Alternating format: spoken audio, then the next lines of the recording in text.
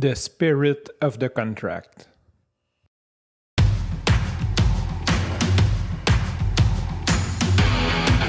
Il aime le code. Il faut que la communication soit codée, mais de façon claire et transparente. La rigidité, c'est pas pour lui. Mon nom est Francis Parent-Valquette et vous écoutez le Sandro Show. Mais le plus important, c'est qu'il est bélier. J'ai glissé quelques mots que j'avais écouté le podcast de Tim Ferriss avec Guy Laliberté et que ça m'a inspiré beaucoup parce que d'un high achiever québécois, Guy Laliberté, on s'entend que c'est quelqu'un qui a accompli beaucoup.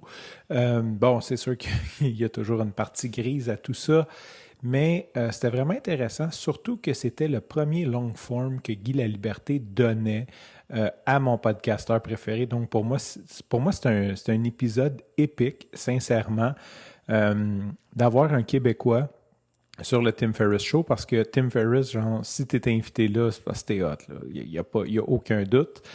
Et il y a eu un take-away de ça, il y a eu plusieurs take-aways, mais un, je dirais, majeur que je veux documenter, que je veux me souvenir, que je veux quasiment me tatouer sur le bras.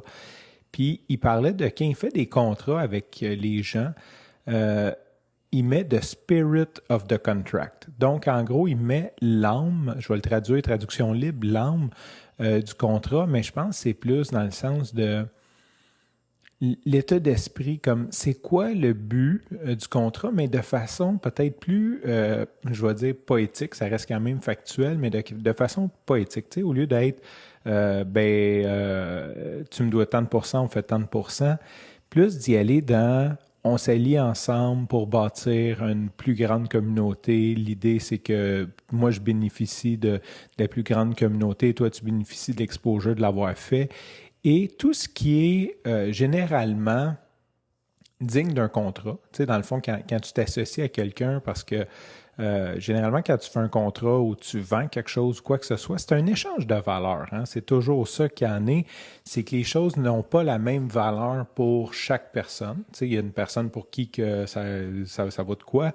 Et la même chose vaut une autre valeur pour une autre personne. Puis si tu ne me crois pas, ben si tout avait la même valeur, il n'y aurait comme juste rien qui s'échangerait. Il n'y a personne qui donnerait de l'argent contre des souliers.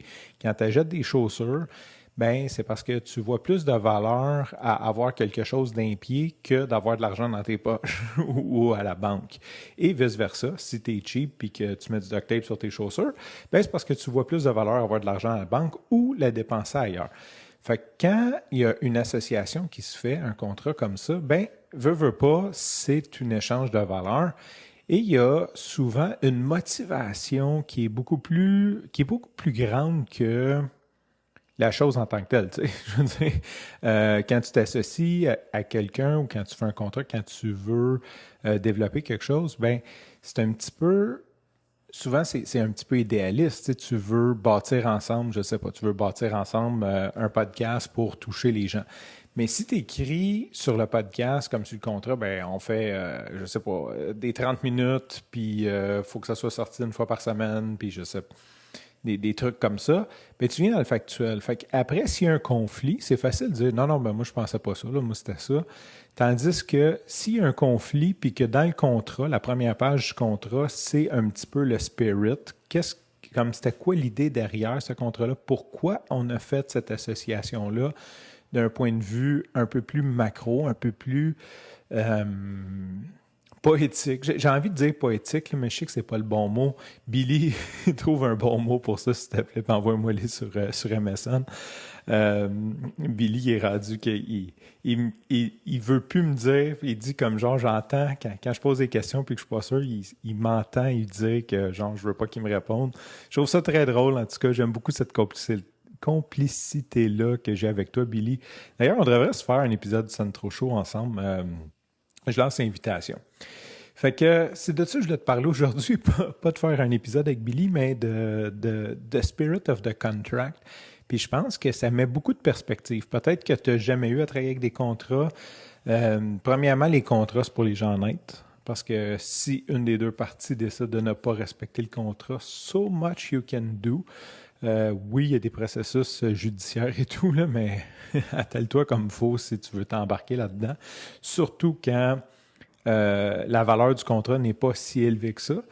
Fait que c'est ça. Maintenant, à partir de maintenant, quand je vais faire des contrats, je vais toujours inclure the spirit of the contract, justement pour aussi juste comme pour le sortir, juste comme le côté créatif de la chose, mais aussi pour rappeler à la personne qu'il y a un état d'esprit derrière, il y a une raison d'être, il y a une raison pourquoi on fait ça ensemble, pourquoi on s'associe ensemble, pourquoi que cette personne-là m'embauche ou pourquoi j'embauche cette personne-là. Sur ce, je te remercie pour ton écoute. Je te dis à demain et bye bye.